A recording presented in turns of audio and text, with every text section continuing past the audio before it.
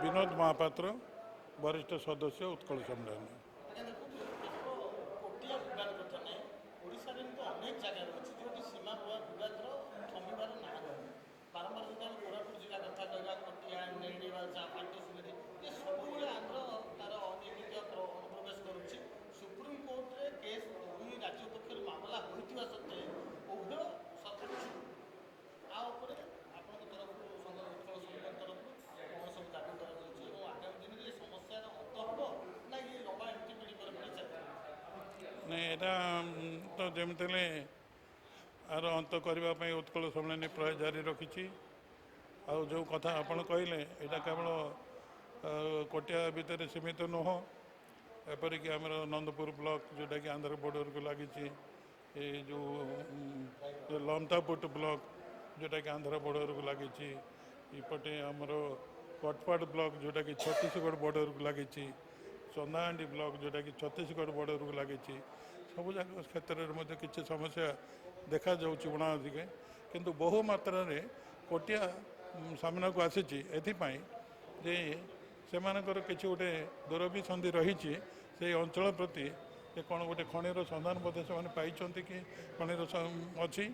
ଆଉ ଗୋଟେ ଯେଉଁ ଜଳସ୍ରୋତ ରହିଛି ତାର ଯେଉଁ ମେଗା ହାଇଡ୍ରୋଲିକ୍ ୱାଟର ପ୍ରୋଜେକ୍ଟ କରିବା ପାଇଁ, ହାଇଡ୍ରୋଲିକ୍ ପ୍ରୋଜେକ୍ଟ କରିବା ପାଇଁ ସେମାନେ ସେଟାକୁ ଅଲରେଡ଼ି ବୋଧେ ଡିଟରମାଇନ୍ ହେଇଛନ୍ତି, ଯାହା ଆମେ ବିଶ୍ୱସ୍ତ ସୂତ୍ରରୁ ଯାହା ଖବର ପାଇଛୁ।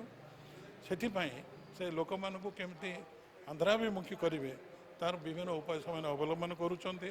ଆଉ ଯେଉଁ ଗତ ଏଇ ଯେଉଁ 2 ଦିନ ପୂର୍ବ ଭିତରେ ଯେଉଁ ତାଙ୍କର ଶିଶୁ କଲ୍ୟାଣ ମନ୍ତ୍ରୀ ଯେଉଁ ଆସିଥିଲେ, ଯେଉଁ ନେରେଡ଼ି ବାଲାସରେ ବିରାଟ ଯେଉଁ ତାଙ୍କର 5ଟା ଗାଁକୁ ନେଇକରି ଯେଉଁ ତାଙ୍କର ଗ୍ରାମ ମାନେ ସାଧାରଣ ସଭା ହେଲା, ସେ ଜାଗାରେ ସେ ବହୁତ ତାଙ୍କୁ କହିଛନ୍ତି, ବୁଝେଇଛନ୍ତି, ମୋଟିଭେଟ୍ କରିଛନ୍ତି ଯେ ଓଡ଼ିଶା କ'ଣ କରିଛି, ଆନ୍ଧ୍ରା ଆମେ କ'ଣ ନ କରୁଛୁ ତୁମର, ଏଇ ଯେଉଁ ପ୍ରକାର କରିକିରି ମୋଟିଭେଟ୍ କରିଛନ୍ତି। ତାଙ୍କର ଉଦ୍ଦେଶ୍ୟ ହେଲା ଏ ଯେଉଁ ଏସ୍ଆଇଆର୍ କାମ ଚାଲିଛି, ଯେଉଁ ଜନଗଣନା ଆଉ ଭୋଟର ଗଣନା ଚାଲିଛି, ସେଇ ଭିତରେ ତାଙ୍କ ଲୋକକୁ ପଶାଇବେ, ସମସ୍ତଙ୍କୁ କିପରି ସେ ତାଙ୍କର ରାଜ୍ୟର ଭୋଟର ଲିଷ୍ଟରେ ତାଙ୍କର ତାଲିକାଭୁକ୍ତ କରିବେ, ଯଦ୍ୱାରା କି ଭବିଷ୍ୟତ ତାଙ୍କ ରାସ୍ତା ଦ୍ୱାରା ଖୋଲିଯିବ ସେହି ଅଞ୍ଚଳକୁ ତାଙ୍କ ଅକ୍ତିଆରକୁ ନେବା ପାଇଁ। ସେମାନେ ଡିମାଣ୍ଡ କରିବେ ଯେ ଲୋକ କ'ଣ ଚାହୁଁଛନ୍ତି ଦେଖନ୍ତୁ, ଲୋକର ଭୋଟର ଲିଷ୍ଟ କେଉଁଠି ଅଛି ଦେଖନ୍ତୁ, ତାହେଲେ ଅଞ୍ଚଳ ନିଶ୍ଚୟ ଯିବ। ସେଥିପାଇଁ ଆମ ଡିମାଣ୍ଡ ହେଲା କାଳ ବିଳମ୍ବ ନକରି ଜିଲ୍ଲା ପ୍ରଶାସନ ଆଉ ରାଜ୍ୟ ପ୍ରଶାସନ ତୁରନ୍ତ ସେ 22ଟା ଗାଁର ଗ୍ରାମବାସୀ ଯେତେ ଅଛି ଘର ଘରକୁ ବୁଲି ତୁରନ୍ତ ପ୍ରଥମ ମାନେ ପ୍ରାୟୋରିଟି ବେସିସ୍ରେ ସର୍ବପ୍ରଥମ ମାନେ ପ୍ରାଧାନ୍ୟତା ଦେଇ ଗାଁକୁ ଘର ଘର ବୁଲି ସେ ଭୋଟର ଲିଷ୍ଟରେ ନାମ ଅନ୍ତର୍ଭୁକ୍ତ କରନ୍ତୁ, ଯଦ୍ୱାରା କି ସେମାନେ ଆସିଲେ ମଧ୍ୟ ଆଉ କିଛି କାର୍ଯ୍ୟକାରୀ ହୋଇପାରିବ ନାହିଁ। ଏଇଟା ହେଉଛି ଆମର ଡିମାଣ୍ଡ। ଆଉ ଯାହା ଆମର ସାମ୍ବାଦିକ ବନ୍ଧୁ କହିଲେ ଯେଉଁ ବହୁତ ଜାଗାରେ ହେଇଛି, ଏଇ ଭିତରେ ଯାଉ ଆମର ଗୋଟେ ଖୁସିର କଥା ଗୋଟେ 2-4 ଦିନ ଆପଣ ନିଶ୍ଚୟ ଶୁଣିଥିବେ, ଯେଉଁଟାକି ଏ ଯେଉଁ ଟିଏମ୍ସି ସରକାର ଥିଲାବେଳକୁ ବଙ୍ଗାଳରେ ସେ ଯେଉଁ ଅଦ୍ୱିତୀୟ ରୂପକ କାର୍ଯ୍ୟକ୍ରମ କରିକିରି ଜଗନ୍ନାଥ ଧାମ, ଯେଉଁଟାକି ପୁରୀର ଜଗନ୍ନାଥ ଧାମ ହେଉଛି ଗୋଟେ ପୁରୀ, ସେ ଯେଉଁ ଆଉ ଗୋଟେ ଧାମ କରି ପକାଇଲେ, ବୋଧେ ସେ ଜଗନ୍ନାଥ ତାଙ୍କୁ ରସାତଳଗାମୀ କରି ପକାଇଲେ। ସେଇଟା ଯେଉଁମାନେ ଟିକେ ଆଧ୍ୟାତ୍ମିକ ଚିନ୍ତାଧାରା ଲୋକ ନିଶ୍ଚୟ ସେ ଅନୁଭବ କରୁଥିବେ।